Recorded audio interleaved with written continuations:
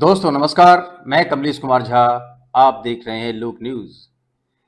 चंडीगढ़ के मेयर के चुनाव पर जो सुप्रीम कोर्ट का फैसला आया है वह मोदी, अमित शाह और भाजपा के लिए झटके से कम नहीं है।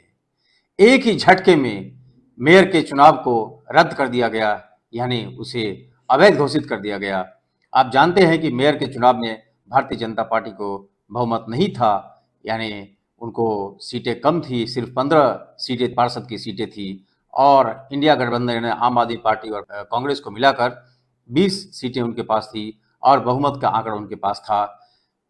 चंडीगढ़ एडमिनिस्ट्रेशन ने भारतीय जनता पार्टी के माइनॉरिटी सेल के अध्यक्ष अनिल मसीह को इसका प्रेजाइडिंग ऑफिसर ने चुनाव अधिकारी बनाया और यह एकदम सरासर गैर कानूनी था, क्योंकि एक पार्टी के किसी अधिकारी को आप अगर चुनाव अधिकारी बनाते हैं किसी महत्वपूर्ण चुनाव में, तो निश्चित रूप से वो कहीं ना कहीं अपने पक्ष में फैसला लेने की कोशिश करेगा, लेकिन इतना बड़ा गैर कानूनी काम वो करेंगे इसका अंदाज नहीं था। लेकिन जब कैमरा लगा हुआ था, सीसीटीवी कैमरे में सारे के सारे उनके काले करतूत जब रिकॉर्ड हो चुके थे और इसको आम आदमी पार्टी ने सुप्रीम कोर्ट, पहले तो हाई कोर्ट में गए, फिर सुप्रीम कोर्ट में गए। सुप्रीम कोर्ट ने बड़े अच्छे ढंग से इसको फैसला देते हुए DY चंद्रचूड़ ने एकदम फटकार लगाई है और अनिल मसीह से कहा है, सुनवाई के दरमियान उन्होंने कहा, अनिल मसीह थोड़ा बोलने में गड़बड़ाने लगे, यानी वो उनका हकलाने लगे, तो उन्होंने कहा कि सही सही बताओ, नहीं तो आपके सारे के सारे रिकॉर्ड कैमरे में मौजूद हैं और आपके खिलाफ सख्त से सख्त कार्रवाई की जाएगी।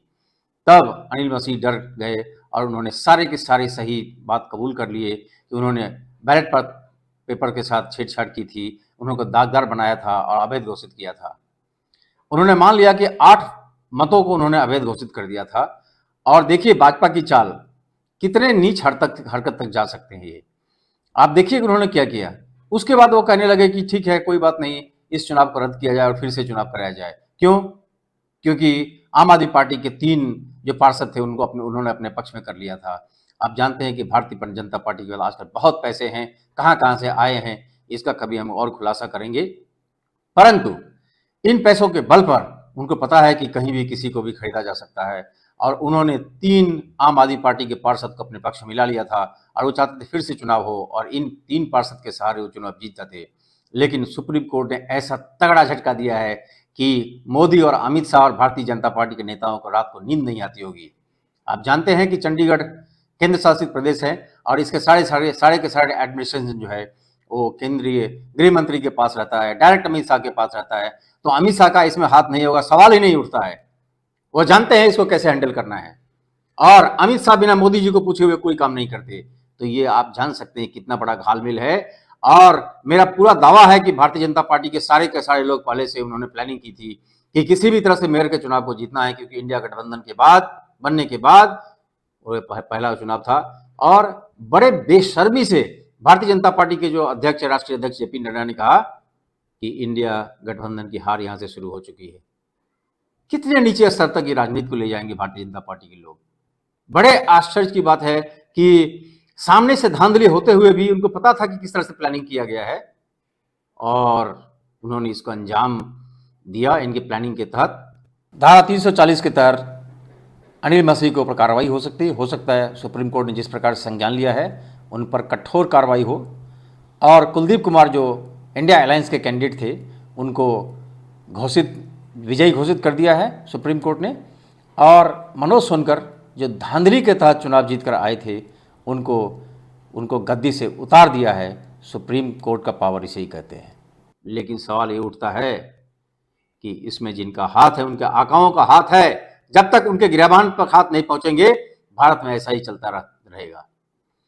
आप जानते हैं कि लोकतंत्र के सारे स्तंभ लगभग ध्वस्त हो चुके। संसद में आपने देखा किस तरह से बल के प्रयोग से उन्होंने, यानी लोकसभा के स्पीकर ने 150 सांसदों को एक साथ निरस्त कर दिया, यानी उनको उनकी सदस्यता को खारिज कर दी और बाहर बैठे थे। क्या यही हमारा लोकतंत्र है? क्या यही हमारा लोकतंत्र है? आश्चर्य की बात है कि आज के दोनों सदनों का अध्यक्ष को मैं देखता हूं कि पक्षपात ढंग से वो काम करते हैं। और आप जानते हैं कि ओम बिरला को भी एक नोटिस मिला है विशेषाधिकार हनन के लिए। उन्होंने पश्चिम बंगाल के कलेक्टर और कुछ अधिकारियों को नोटिस दिया था। ये उनका एरिया नहीं है, पश्चिम बंगाल उनका एरिया नहीं है, वहां जाकर वो क्या कर रहे हैं। तो इस प्रकार से क्या जो ईवीएम पे मामला चल रहा है, तो स्पष्ट रूप से इनका प्लानिंग इस तरह से, अगर सरासर सामने अगर सीसीटीवी कैमरे लगे नहीं होते तो पता नहीं लगता क्या हो रहा है। लेकिन जानबूझकर ये चुनाव को किसी तरह से बल के प्रयोग से जीतने का जो इनका काम हुआ है, ये निश्चित रूप से अब ये शंका तो होता है कि ईवीएम में भी शायद गड़बड़ी ये लोग कर सकते हैं, क्योंकि आपको मालूम है कि बीईएल एक कंपनी भारत इलेक्ट्रॉनिक लिमिटेड जो बेंगलोर में है, उसमें जो चिप्स बनाने का काम होता है और उनको रिपेयरिंग का काम होता है ईवीएम का, वही जाता है और उनके डायरेक्टर्स जो है भारतीय जनता पार्टी के लोग हैं उसमें शामिल।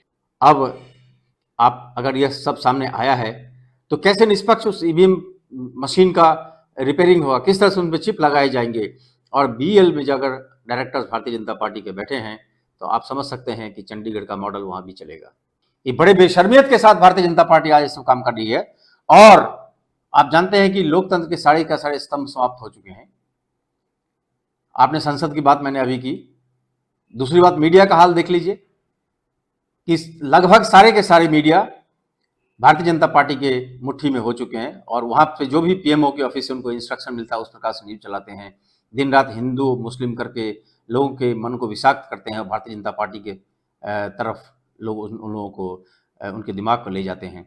आपने देखा कार्यपालिका में ईडी और सीबीआई और इनकम टैक्स क्या कर रही है, 95% कार्रवाई उन्होंने विरोधियों के ऊपर की है, और ईडी को जो विशेष पावर मिला हुआ है अरेस्ट करने का और उसके ऊपर बेल ना मिलने का, इस कानून के तहत तो विपक्ष के तमाम नेताओं को फंसाने की कोशिश कर रहे हैं। तो आपने देखा कि कार्यपालिका, संसद और मीडिया किस तरह से समाप्त हो चुकी है। अगर एक ही आसरा है तो सुप्रीम कोर्ट, न्यायपालिका एक आसरा है, जो भी जीवा चंद्रचूड़ और उनके साथी बैठे हुए हैं। ऐसा लगता है चंडीगढ़ के मामले में तो उन्होंने बड़ा स्पष्ट दिया, उसके पहले इलेक्ट्रल बॉन्ड में भी उन्होंने काफ़ी अच्छे डिसीजन दिए।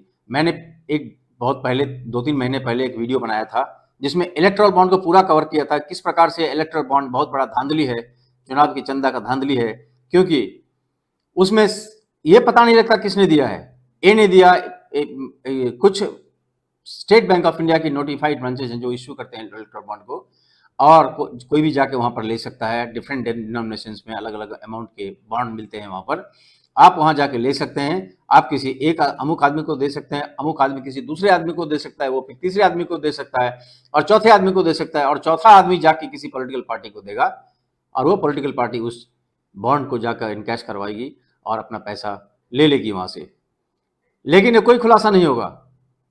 आश्चर्य की बात है कि इन सरकार ने, मोदी सरकार ने कंपनी लॉ को अपने अनुसार रिफॉर्म किया, बदलाव किया है। इनकम टैक्स में इस इलेक्ट्रल बॉन्ड के लिए बदलाव किया गया है, और इन बदलाव करके उन्होंने इस चुनावी चंदे को यानी इलेक्ट्रल बॉन्ड को बड़े आसानी से एक करप्शन का अड्डा बना दिया है। सुप्रीम कोर्ट ने बहुत बड़ा फैसला दिया है, और चंडीगढ़ के मेयर के चुनाव के पहले का एक बहुत बड़ा झटका था उनके लिए, क्योंकि सुप्रीम कोर्ट ने कहा है, इलेक्शन कमीशन को कहा है कि किस पार्टी को कितना चंदा मिला इसका खुलासा करिए, किसने दिया इसका भी खुलासा करिए, और चंदा देने वालों को सरकार ने क्या क्या फेवर की उसका भी खुलासा कीजिए। ये बहुत बड़ी बात सुप्रीम कोर्ट ने कही है। अगर लोकतंत्र आज बचा हुआ है तो मेरे हिसाब से सुप्रीम कोर्ट का बड़ा रोल है, और सुप्रीम कोर्ट को मैं साधुवाद देता हूं कि इस प्रकार से फैसले देश में फिर से उनके प्रति एक आस्था जागृत होगी। आप जानते हैं कि किस प्रकार से पश्चिम बंगाल में एक सिख पुलिस अधिकारी को सरेआम भारतीय जनता पार्टी के महिला कार्यकर्ताओं ने बेइज्जत किया है, उन्होंने खालिस्तानी तक कहा है। क्या किसी के धर्म को अपना मानना उस धर्म को अलाउड नहीं है? भारत में सभी फंडामेंटल राइट है, सब अपने अपने धर्मों को अपने अपने प्रकार से मान सकते हैं। दाढ़ी रखना, पगड़ी रखना और कपड़े के ऊपर आप किसी धर्म के खिलाफ ये बात करते हैं, यही आपका संस्कार है। आरएसएस ने यही आपको सिखाया है क्या? आरएसएस इसी के लिए भारत के इतिहास को बदलकर अपने रूप में लोगों को पढ़ाती रहती है और दिन रात झूठ करती रहती है। क्या यही है भारत का इतिहास? किसी धर्म के ऊपर आप इस प्रकार से आक्षेप करेंगे? क्या पगड़ी पहनना गलत है? क्या दाढ़ी रखना गलत है? अपने अपने धर्म को मानने के लिए सबका अधिकार है, आप उसे रोक नहीं सकते। तुरंत बंगाल पुलिस को उस महिला भारत भाजपा कार्यकर्ता को अरेस्ट करना चाहिए, अंदर जेल के अंदर डालना चाहिए और सख्त से सख्त कार्रवाई करनी चाहिए। इस देश में क्या हो रहा है? इस देश को अगर संभालना है तो भारत की जनता को जागृत होना होगा। एक एक करके सारे के सारे लोकतंत्र के स्तंभ को समाप्त किए जा रहे हैं। ऐसा नहीं चलता। आपको ध्यान रखने की जरूरत है। किसान आंदोलन भी लोगों को बोला गया। भारतीय जनता पार्टी कुछ अज्ञानी समर्थक कहते हैं कि वो भी खालिस्तानी है। पगड़ी पहनना खालिस्तानी हो जाता है? जो अन्नदाता आपको अनाज उपजा के सर्दी गर्मी बरसात में आपको अनाज उपजा के आपके घर में पहुंचाता है, उसको आप खालिस्तानी कहते हैं? कितने नीचे स्तर तक भारतीय जनता पार्टी के समर्थक पहुंच चुके हैं, इससे स्पष्ट हो जाता है। ये देश में जो चल रहा है बहुत ही बड़ा, ये बहुत ही कलंक का समय चल रहा है। ये मोदी जी कहते हैं कि अमृतकाल चल रहा है। अमृतकाल किस चीज का अमृतकाल? मेरे हिसाब से तो ये अमृतकाल के उल्टा चल रहा है। झूठ का प्रचार किया जा रहा है, बेईमानी से चुनाव जीते जा रहे हैं, लोकतंत्र के सारे के स्तंभ को समाप्त किया जा रहा है। ये देश की जनता को जागृत होने की बहुत जरूरत होगी। राहुल गांधी की जो भारत जोड़ो न्याय यात्रा चल रही है, उसमें उत्तर प्रदेश में जब वो पहुंची है तो वहां भी लोगों का अपार जन समर्थन मिल रहा है और इसको देखकर भारतीय जनता पार्टी पूरी तरह से घबरा चुकी है।